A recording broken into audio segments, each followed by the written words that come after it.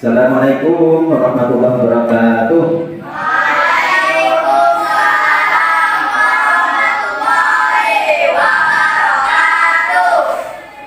Bismillahirrahmanirrahim.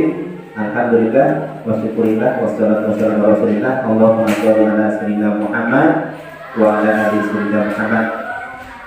Para siswa-siswi MTS yang Bapak sayangi, kelas 7, pada pagi yang berbahagia ini kita masuki pelajaran kita, pelajaran fikih. Namun sebelum pelajaran kita mulai, sebaiknya kita berdoa kepada Allah SWT, semoga ilmu kita akan bermanfaat. Silakan ketua kelas untuk memimpin doa. Sebelum belajar, mari kita berdoa. Mulai.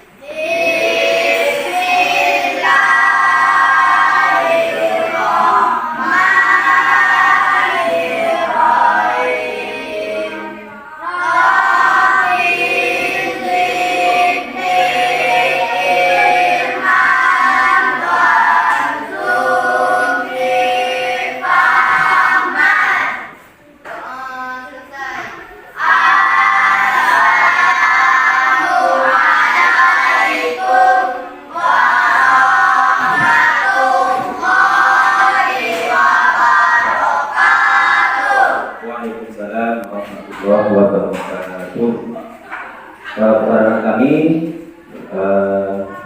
buka bukunya. Namun sebelum kita masuki pelajaran kita, coba silakan dicek ya kelasnya, tempat duduknya, apakah ada sampah atau sudah rapi atau belum, silakan ya. Baik, kita lanjutkan. Pada pagi yang berbahagia ini, sebelum kita masuk pelajaran kita absen dulu ya. Absen dulu, atau sampai absen satu. Yang tidak masuk siapa? Kayak kita ada berapa orang? Eka, Kusmawati sama Ulpan, Navalia. Ada keterangannya, izin apa sakit? Ya, ada suratnya ya. Oke, baik. Lanjut kita. Coba tepuk semangat. Semangat. Oke, baik kepada teman. Ya. Baiklah, kita langsung masuki acara pelajaran kita, yaitu tentang masalah ketentuan sholat fardu 5 waktu. Jadi sebelum kita masuk sholat fardu 5 waktu, kemarin kita sudah masuki belajar tentang apa pembahasan apa kemarin? Menghilangkan hadas dan najis. Nah, jadi sekarang kita masuk ke pembahasan tentang masalah sholat fardu 5 waktu.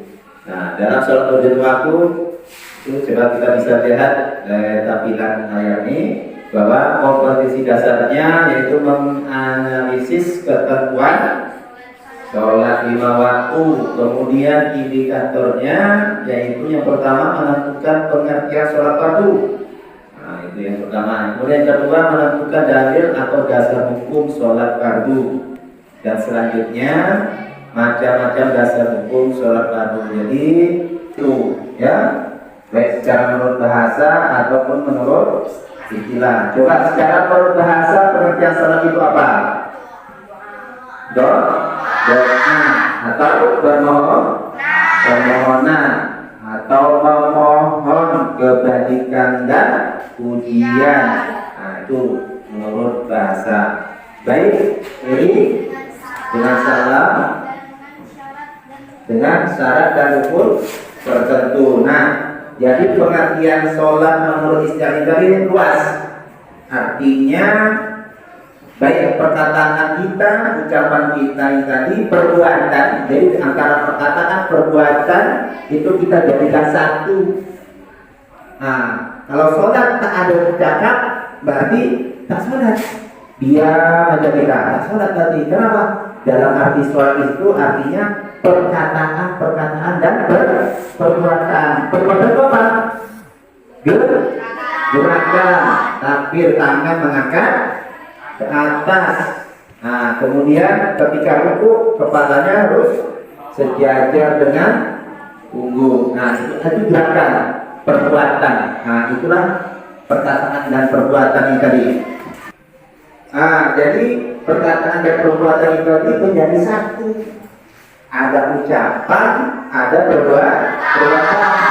Nah, tidak hanya juga itu, harus ada syarat dan rukunnya.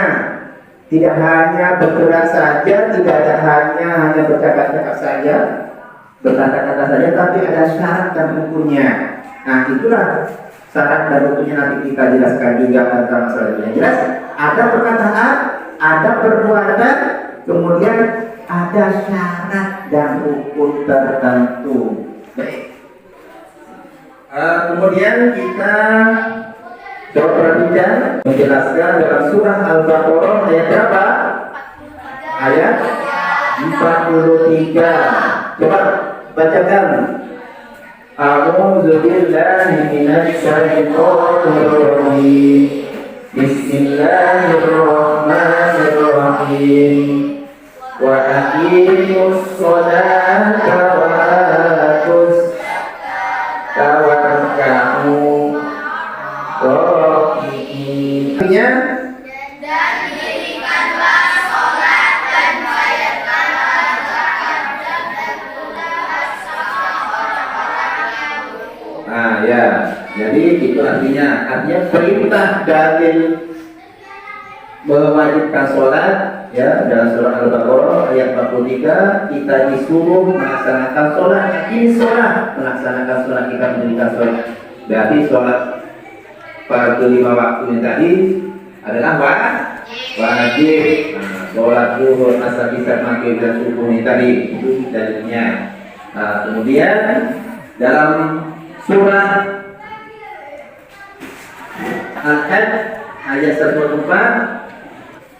Nah, jadi dalam dalil yang lain Al-Qur'an juga menyampaikan Allah Subhanahu wa taala berfirman, ya ayyuhalladzina amanu wasjudu wa'budu, terus coba bacakan warka'u wa'alul khaira la'allakum tuflihun. Artinya, wahai orang yang beriman, rukuklah, sujudlah, bersembahlah Tuhanmu dan berbuatlah kebaikan agar kamu beruntung. Baik, karena sudah Bapak sampaikan tadi tentang masalah sholat fardu 5 waktu, tadi sudah Bapak jelaskan tentang masalah pengertiannya, kemudian rukun sholatnya, dan ketentuan lain kaitan dengan masalah sholat fardu 5 waktu. Pada siswa-siswi ada yang mau bertanya? Izin bertanya, Pak. Pak, saya mau Ya silakan. Si Pinsa Anindi, silakan. ini yang di bagian yang membatalkan sholat ada kata murtad. Murtad ya. Nah, jadi murtad itu orang Islam yang keluar dari agama Islam. Jadi salah satu yang membatalkan sholat adalah murtad. Jadi murtad adalah orang Islam yang keluar dari agama Islam. Ini kan ada niatnya itu doang, Pak. Niat sholat. Oh, niat sholat. Tahu niat sholatnya? Kalau sholat zuhur niatnya macam mana? Usolli fardu zuhri arba'ah rakaatin makmuman lillahi ta'ala makmum. Niat itu artinya kita mau masang niat ketika kita bertakbir, ya. Ketika kita Allahu Akbar, maka niat kita tadi sengaja aku sholat fardu isya, sholat fardu maghrib, kita pasang dalam niat hati kita ketika sambil mengangkat tangan untuk takbiratul ihram. Baik.